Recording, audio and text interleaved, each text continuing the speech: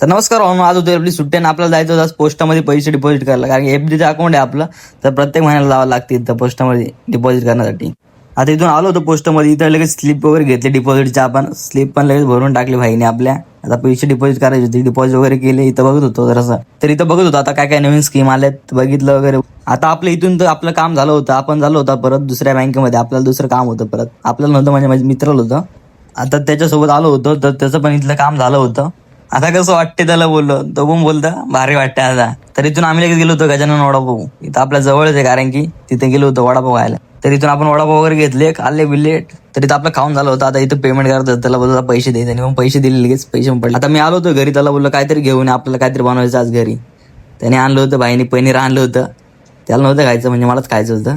तर इथं आपल्याला पनीर राईस बनवायचं होतं, त्यासाठी पनीर वगैरे फ्राय करून घेतलं. आता तळलेले पनीर वगैरे काढून घेतलं. तर कांदा, टॅमॅटो आणि लसूण पेस्ट, मसाला. आणि रात्रीचा आपला भात होता, तोच आपल्याला फ्राय करत होता. त्याला पण आपण याची ग्रेव्ही बनवून घेतली आपल्या पद्धतीने.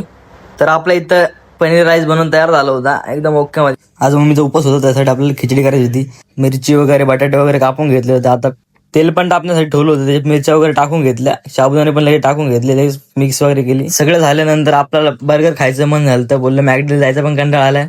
तर लगेच आपण स्विगीवरून ऑर्डर केलं. स्विगीवरून कसं 10 मिनिट डिलिव्हरी. जर का तुम्ही चॅनलवरती नवीन असाल, चॅनल लाईक, शेअर आणि सबस्क्राईब करा. चला बाय.